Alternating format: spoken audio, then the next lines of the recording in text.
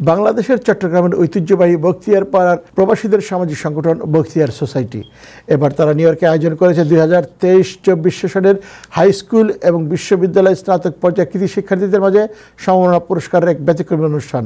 অন্য শিক্ষার্থীদের উৎসাহিত করতেই এই আয়োজন।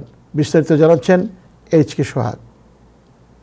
উৎসবমুখর পরিবেশে অনুষ্ঠিত হল চট্টগ্রামের ঐতিহ্যবাহী বখতিয়ার পাড়ার প্রবাসীদের সামাজিক সংগঠন বখতিয়ার সোসাইটির 2023-24 সালের হাই স্কুল এবং বিশ্ববিদ্যালয়ে স্নাতক পর্যায়ে বাংলাদেশি বংশোদ্ভূত আমেরিকান শিক্ষার্থীদের মাঝে সম্মাননা অনুষ্ঠান।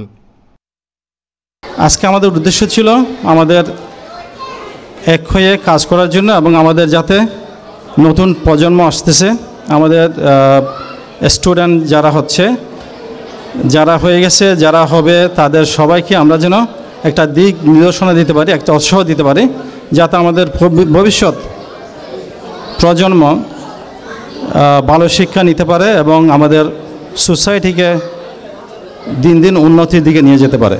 America is a country, never look in what color you are, what religion you are. If you have education, you will go up, you're going to have better life. You don't have education, you got a big problem here. গত 29 June সন্ধ্যায় এই অনুষ্ঠানের আয়োজন করা হয়।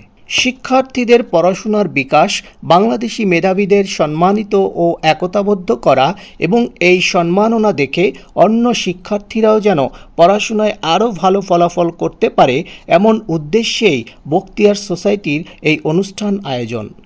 অনুষ্ঠানের শুরুতেই সুমধুর কণ্ঠে হাফেজ শাহেদ আলী পবিত্র কোরআন থেকে তেলাওয়াতের পর বাংলাদেশ ও আমেরিকার জাতীয় সঙ্গীত পরিবেশিত হয়।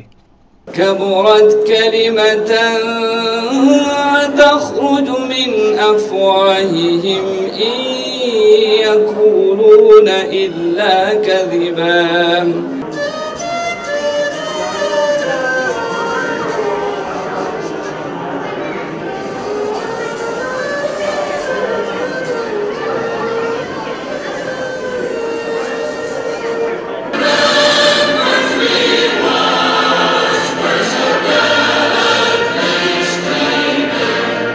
সংগঠনের সভাপতি ডাক্তার এনামুল হক সবুরের সভাপতিত্বে অনুষ্ঠানে টাইম টেলিভিশনের সিইও আবু তাহের ছাড়াও বখতিয়ার সোসাইটির সাবেক এবং বর্তমান নেতৃবৃন্দ উপস্থিত ছিলেন এবং তারা সবাই সংগঠনটিকে এগিয়ে নিতে পরামর্শমূলক বক্তব্য রাখেন।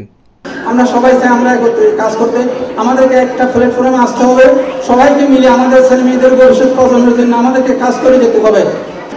এখন বর্তমানে আমরা যেদিকে যাই, কলেজে যাই, সিটি হলে যাই, হসপিটালে যাই, সবখানে আমাদের বখতিয়ার পাড়ার লোক দেখা যায়। আশা করি এটাই আমাদের গর্ব। আমাদের ছেলেদের মধ্যে শিক্ষিত হয়েছে, মেয়েরা অনেক শিক্ষিত হয়েছে, ভবিষ্যতে যেন আরো এভাবে করতে পারে, ইনশাআল্লাহ আমরা সবাই চেষ্টা করব।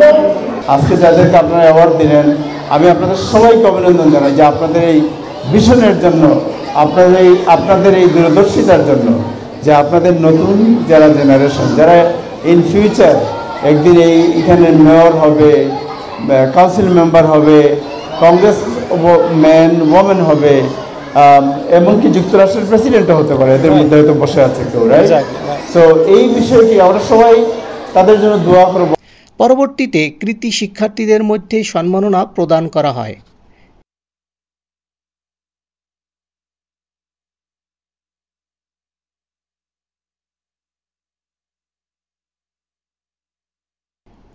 HK সোহাগ, টাইম টেলিভিশন, নিউ ইয়র্ক।